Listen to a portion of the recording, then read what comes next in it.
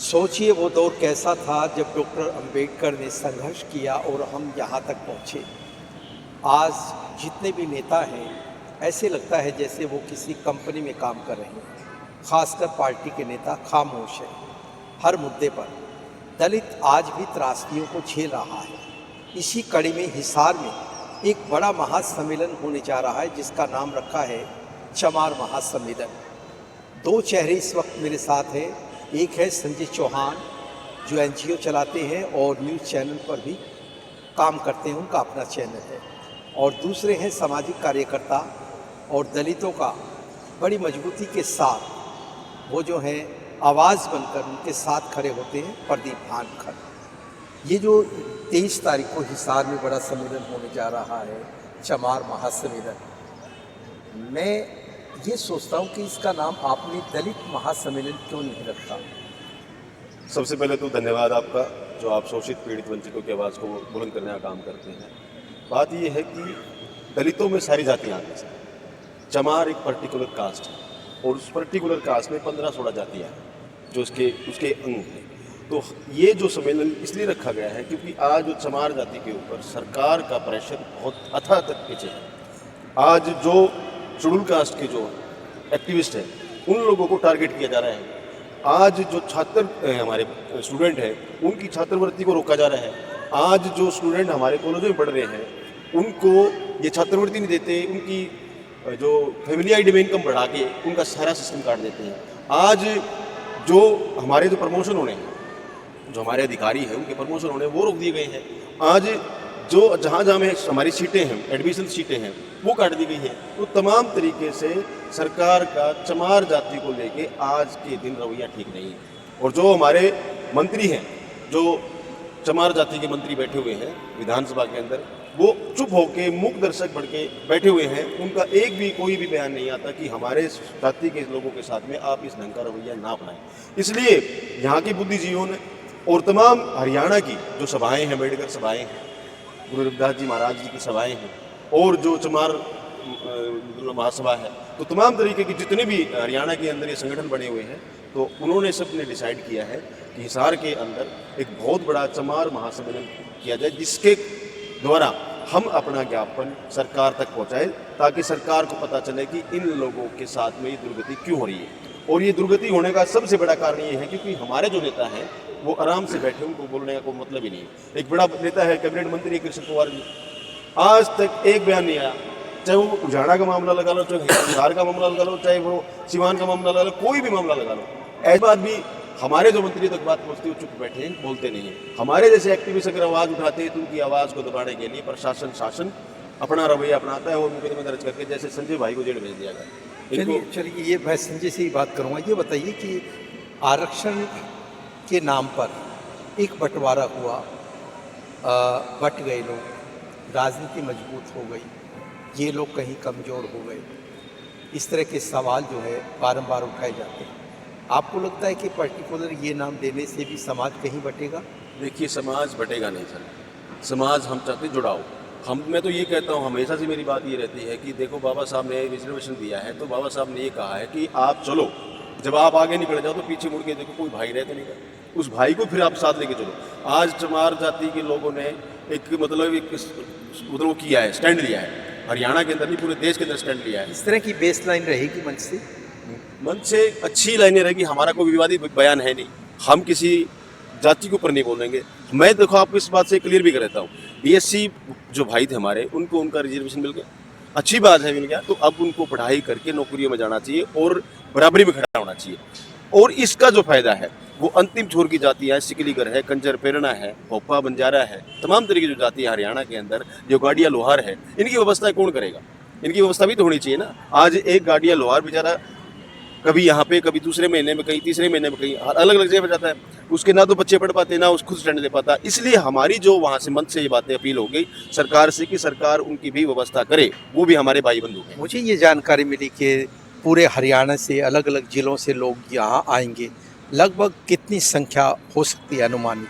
Sir, संख्या बहुत ज़्यादा है, क्योंकि रुझान, मैं जहाँ भी जा रहा हूँ रुझान इतने अच्छे आ रहे हैं। जैसे मैं कल रामायण गया था तो वहाँ पे जो सरपंच थे वहाँ के आसपास के क्षेत्र में। कहाँ होगा ये हाँ, सम्मेलन? ये सम्मेलन होगा जी हिसार में, अनाज मंडी के पास में, near by bus stand, near by Guru Ravidas ji जो छात्रावास है वहाँ पे, वहीं पे सम्मेलन होगा हमारा। कोई और जुड़ना चाहे, जानकारी लेना चाहे तो कोई ऐसा संपर्क नंबर है? हाँ, मेरे से अगर जानकारी किसी को लेना चाहते हैं तो मेरा नंबर है 8708488850, 87 88 ये मेरा कॉन्टैक्ट नंबर है। जिसको कोई भी जानकारी लेनी है मुझसे कॉन्टैक्ट कर सकता है।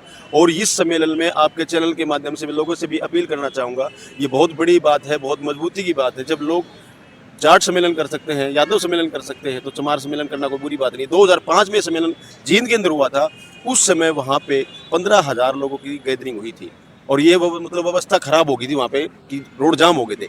लेकिन इस बार हम लोगों ने उसका भी ध्यान रखा है कि व्यवस्था खराब ना हो, आम जनमानस को परेशानी ना हो। जो साधन हम जिससे साधन से भी जो भी भाई आएगा वो साधन शहर के बाहर खड़े होंगे, पैदल मार्च करते हुए हम उस जगह पे पहुंचेंगे जहाँ पे ये सम्मेलन रखा गया है। सारी व्यवस्थाएं कर रखी है, पानी की, चाय की। जो अगर आना चाहे, मैं चैनल के माध्यम से ये भी कहना चाहूँगा, जो भाई एक दिन पहले आना चाहिए, जो दूर से आता है उसको अगले दिन टाइम पे नहीं पहुँच पाता, उस पहले दिन आना चाहता है, तो वहाँ पे हमारा छात्रावास में उसकी रहने की, खाने की, पीने की, बैठने की सारी सुविधाएं उपलब्ध कराई गई। चलिए, ये प्रदीप भानकर को आप सुन रहे थे। संजय चौहान हमारे साथ हैं, एनजीओ चलाते हैं, चैनल भी चलाते हैं। उनका पेज भी बंद हुआ है, जेल वो काट कर आए हैं और कोर्ट में जो है केस चल रहा है, लड़ाई लड़ रहे हैं वो इंसाफ के लिए। जानेंगे क्या वजह है कि पेज बंद हुआ आपका, जेल आपको काटनी पड़ी। इन तमाम सवालों के पीछे क्या देखते हैं आप? देखिए सोडी साहब, जो लगातार पुलिस के ऊपर ये आरोप लगे हुए थे, जिसमें भाई गणेश वाला मामला ले लीजिए, अन्नी वाला मामला ले लीजिए, और काफ़ी ऐसे मामले थे। 5 मामले ऐसे हुए थे 7वें महीने के अंदर जो लगातार पुलिस के ऊपर आरोप लगे हुए थे। उसकी खबर मैंने चलाई थी।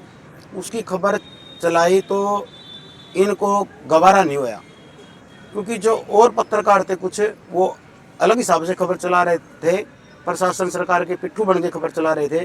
कुछ चैनल जो बढ़िया तरीके चला रहे थे, जो जायज़ जो बातें थी वो बता रहे थे, उसमें मैं भी शामिल था।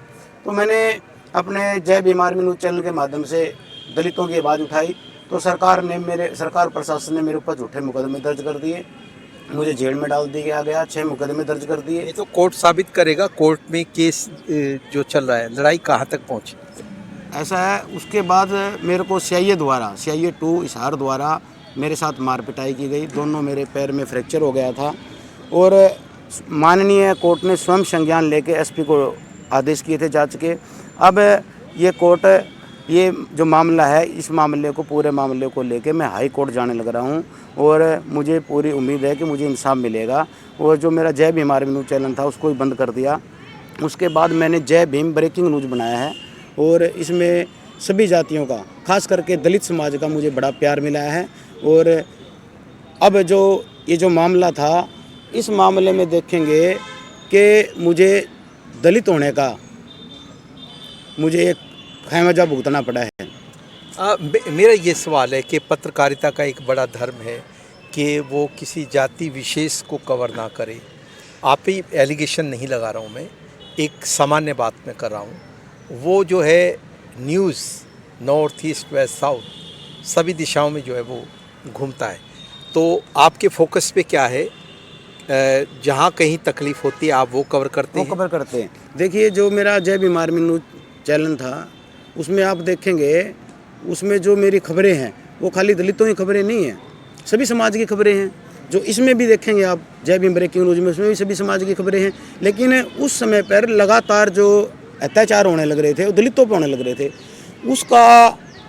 उसके लिए मैंने आवाज़ उठाई और मेरी आवाज़ दबाने का सरकार प्रशासन ने काम किया। मेरे ऊपर झूठे मुकदमे दर्ज कर दिए मुझे, इसलिए क्योंकि इनको ये भी तकलीफ़ थी। क्योंकि संजय, मैं आपसे ये जानना चाहता हूँ, क्या वजह है आप अपने दिल के उस सच को मेरे सामने रखें? क्या वजह है कि मीडिया ने जेल से आने के बाद आपको इतना कवर क्यों नहीं किया? वजह क्या मानते हैं? देखिए, मीडिया क्या डर है? ये सरकार प्रशासन का डर भी लगा लीजिए, और यहाँ भी जातिवाद है, मीडिया के अंदर भी जातिवाद है। इस पे दिखाया और किसी ने दिखाया नहीं, 3 से सिवा चौथे किसी ने भी नहीं दिखाया है। यहाँ भी जातिवाद है। अगर फूल के बीच कांटे हैं तो ये कहने में क्या डर है कि ये कांटे हैं? अगर इनको तकलीफ़ है, इनके पाँव में फ्रैक्चर है, तो ये बताने में क्या तकलीफ़ है, क्या डर है कि इनके पाँव में फ्रैक्चर है। वो तो एक्सरे में भी आएगा। यदि आपकी स्क्रीन पे नहीं आएगा तो वो एक्सरे में आएगा। तो डरिए आप उन चीज़ों से जो चीज़ें समाज के लिए सही नहीं है, लेकिन उन चीज़ों के लिए मत डरिए जो सच की शक्ल में आपके सामने आवाज़ बनती है। कुछ कहना चाह रहे थे आप? ऐसा है, आप देखेंगे उस समय पर एक न्यूज का साथी था, उसके ऊपर भी एक नोटिस ही हुआ था। उसके लेके तो सोशल मीडिया सब इकट्ठे होकर परिजा चौक पे धरना तक लगा लिया। उसको तो सिर्फ एक नोटिस हुआ था, मेरे दोनों पैर में फ्रैक्चर था। क्या उसी धरने पे क्या मेरी आवाज़ नहीं उठा सकते थे? क्यों नहीं उठाई? इसलिए क्योंकि मैं दलित हूँ।